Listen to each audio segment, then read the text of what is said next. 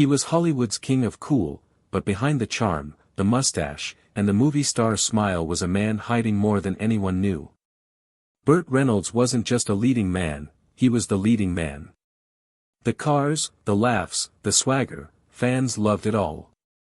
But off-screen, things weren't nearly as perfect. Beneath the glitz was a complicated father, a trail of broken relationships, and a son the world barely knew existed. For years, that son stayed silent, private, distant, and far from the flashing cameras.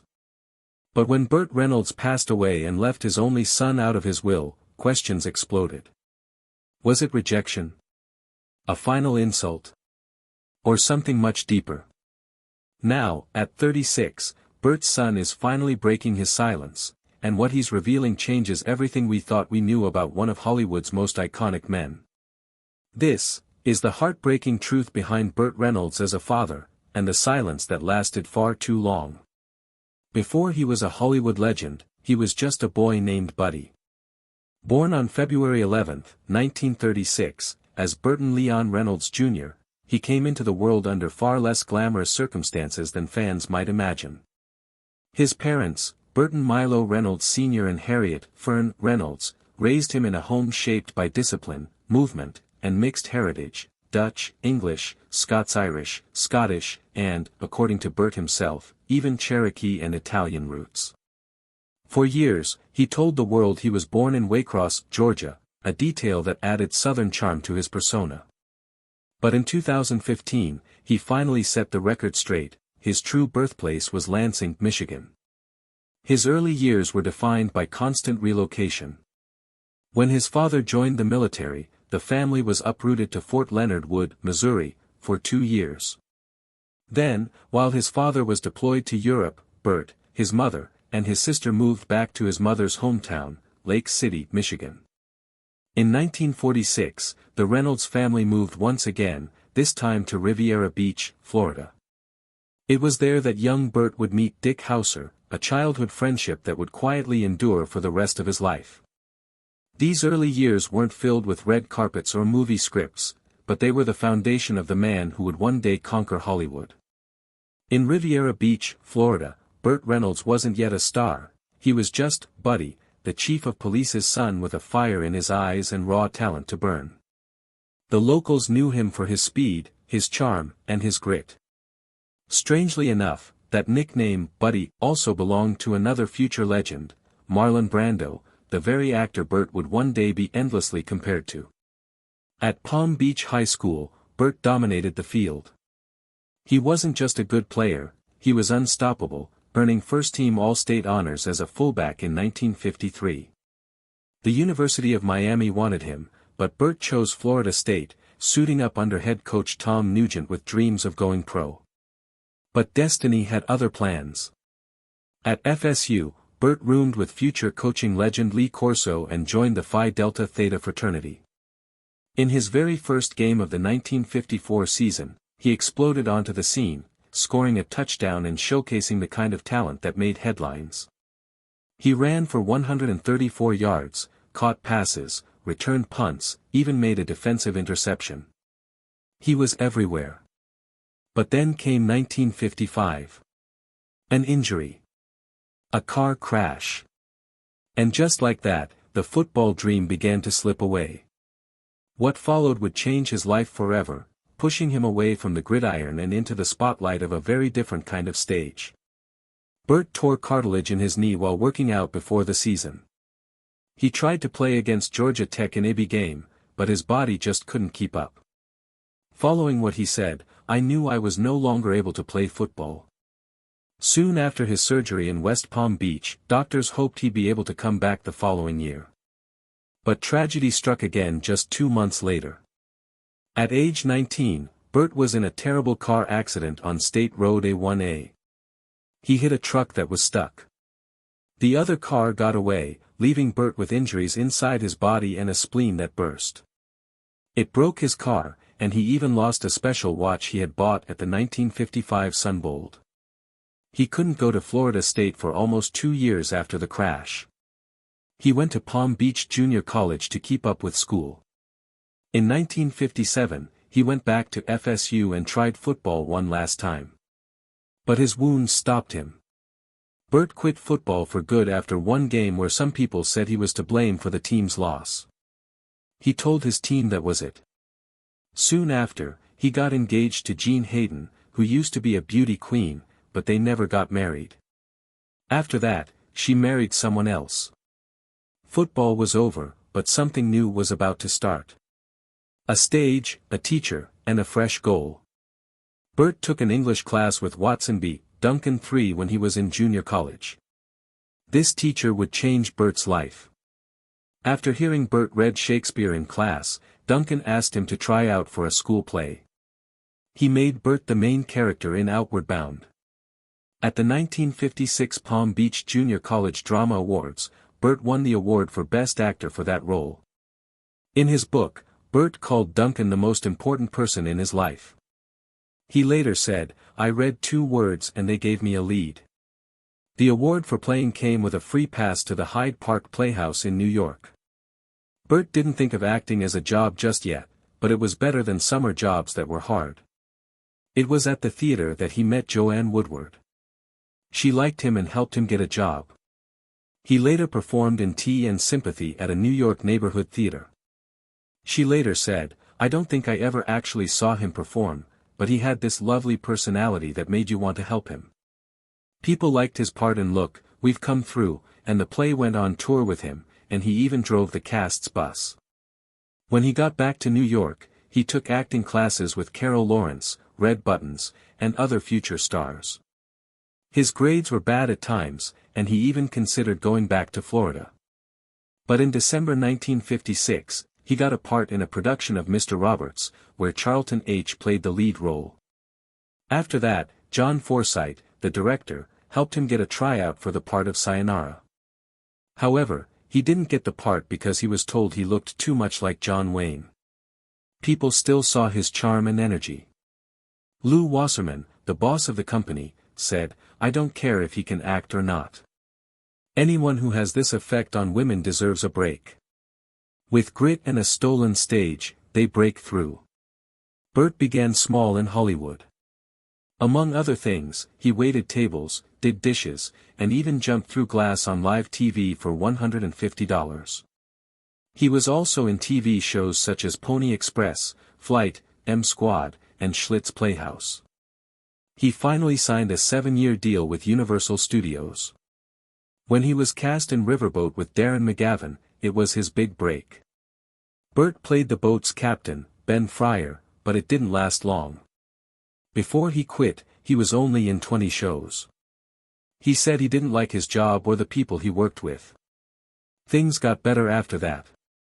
He was cast in Gunsmoke, Hawk, and Dan August, all of which were big hits.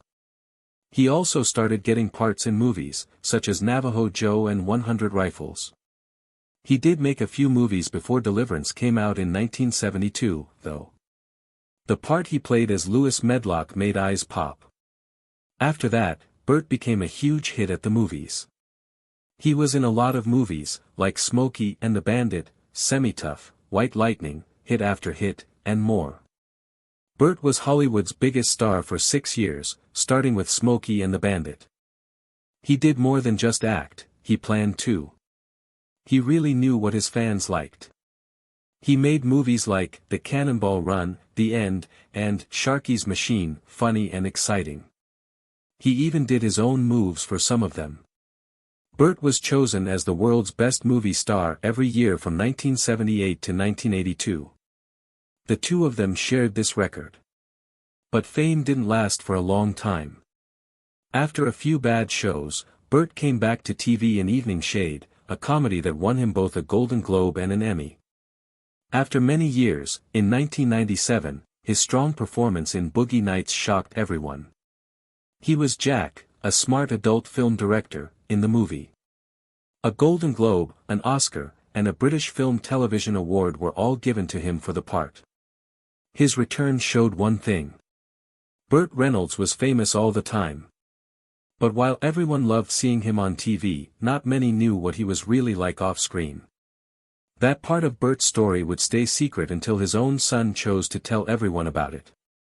The silence of a father and the battle of a son. Behind the scenes, Burt Reynolds had a lot of mental pain that he hid from the public. One of the worst was from his own father. Burt talked about how tough it was to have a dad who didn't love them on the Jonathan Ross show. Burt said with feeling, he never, ever, could say, "I love you." Burton Milo Reynolds was his tough dad, who was a police chief from a different time. Burt said his dad wasn't the kind of dad who would hug, kiss, or praise. There was one time, though, that Burt would never forget. "I'm proud of you," his dad told him one time. That meant everything to Burt. Burt said with tears in his eyes, that was, "I love you." Even though it was short, it meant a lot to him. It was hard for them to be together. Burt told a story about how his father put him in jail for fighting with drunk guys that his dad had arrested. He was locked up for 3 days. What did I learn? Yeah, I learned that he would never say, "I love you." Go home. Burt almost fell into acting by accident after getting hurt playing football. He went from the football field to the stage and felt right at home right away. He said it felt like the first time I walked on a football field. This is home, I thought. But things didn't go well when he told his dad that he wanted to become an actor. I believe he laughed. After that, he said, "How sweet." Burt didn't take that really. He looked his dad straight in the eye and said, "Well, I don't just want to go to the theater. I want to be a big success. I'm very good, but I'm going to do it for you." He only got the answer, "Worth a chance." That cold distance changed how Burt later chose to be with his own son. Burt said with a soft laugh, "My son, who I love and hug and kiss and grab and say, 'I love you. I love you. I love you.' When he sees me coming, he covers his face, but I can't help it." Burt tried to be a better father, but his past kept pulling him back, the part he didn't take and the love he lost. Burt's acting career might have been even different if he had said yes to one role. On the same show as Simon Pegg, the Star Wars actor, Burt told Pegg that he was once asked to play Han Solo, but he turned it down. "I'm not a big fan of science fiction," he said. Still, he laughed and said, "I should have done it, actually." That moment of honesty shows how unexpected Burt's journey really was. He wasn't looking for roles to get famous, he usually went with his gut, good or bad. But when it came to love, things were a little more complicated. Burt's love life went up and down. From 1963 to 1965, he was married to actress Judy Kaw. From 1968 to 1971, he lived with actress Miko Miyama. In 1971, he began dating Dina Shore, who was 20 years older than him, and the two stayed together until 1975. In the mid-1970s, Burt dated country singer Tammy Wynette for a short time. But the most talked about relationship was with actress Sally Field. They were together from 1976 to 1980 and stayed in touch on and off until 1982. In 2016, Burt called Sally, "the love of my life." After that, Burt married Lonnie Anderson in 1988 and had a son named Quinton, but their marriage didn't last. Burt fell in love with bartender Pam Seals.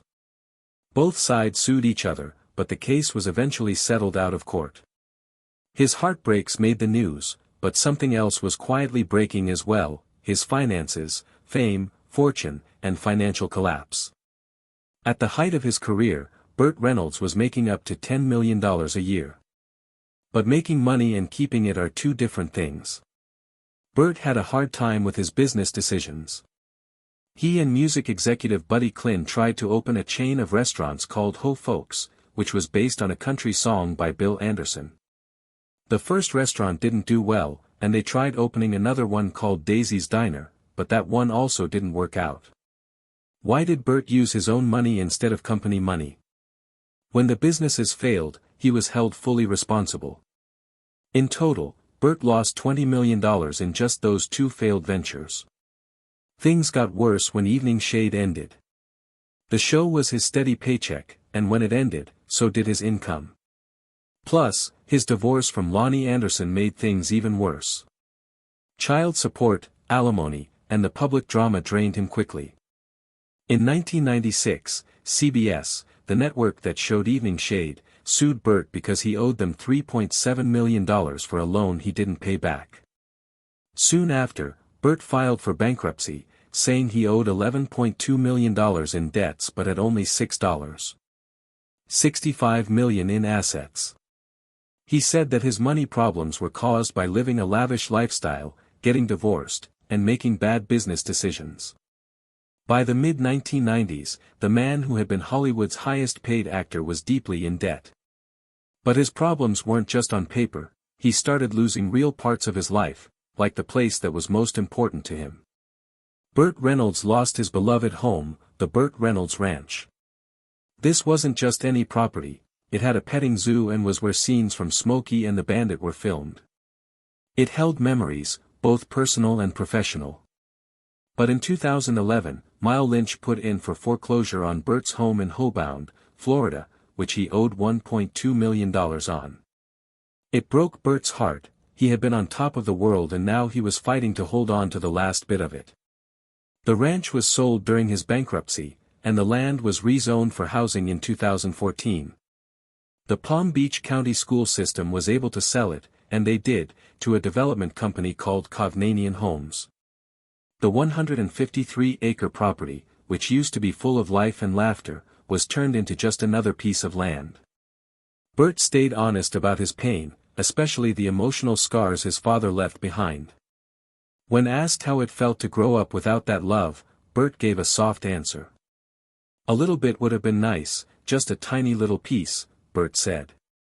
He was a strong man. I looked up to him, and it was a hard time for me. That pain made Burt a better man and a better father. Even though he lost a lot, he made sure his son never had to wonder if he was loved. Burt told him, "I don't want him to have what I had.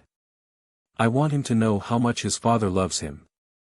Moving on, Burt Reynolds was known for doing his own stunts, which made his movies exciting but also put his health at risk. Burt had hypoglycemia, a condition where his blood sugar drops too low. On The Tonight Show with Johnny Carson, he talked about it in public. During those shows, he also said something that many people didn't know: he had anxiety. Even someone as strong and charming as Burt had problems behind the smile. Reynolds was proud to be a member of the Stunt Performers Guild and often said so. Even though he joked about his stunt work, he really did get hurt. In Deliverance, he fell off a waterfall and hurt his tailbone. In The Man Who Loved Cat Dancing, a fight scene gave him a hernia that needed surgery. But the worst injury happened on the set of City Heat in 1984. Burt was hit in the face with a metal chair on the first day of filming. The blow was so bad that it caused TMJ, or temporomandibular joint dysfunction, in his jaw, which made it painful to chew or even talk. He had to go on a liquid diet and lose 30 pounds. Doctors gave him painkillers to help with the pain. But Burt became addicted over time, and it stayed with him for a few years. Even so, the stunt community still recognized him. In 2015, the Stuntmen's Association gave him the Richard Diamond Farnsworth Award. It was a full-circle moment, because Farnsworth had started out as a stuntman and later became a respected actor, just like Burt. But as he got older, the effects of all those stunts and surgeries started to show. His health got worse faster in the last few years of his life. He had surgery on his back in 2009, and then in February 2010, he had a quintuple bypass surgery. This meant that 5 blocked arteries in his heart had to be fixed. It was a big operation, but Burt kept going. Burt Reynolds had a heart attack and died in a hospital in Jupiter, Florida, on September 6, 2018. He was 82 years old. His death shocked fans all over the world. He was remembered for his unique laugh, his fun personality, and the many roles he played over many years. He could be funny, serious, wild, or warm, and sometimes all of these things in the same movie.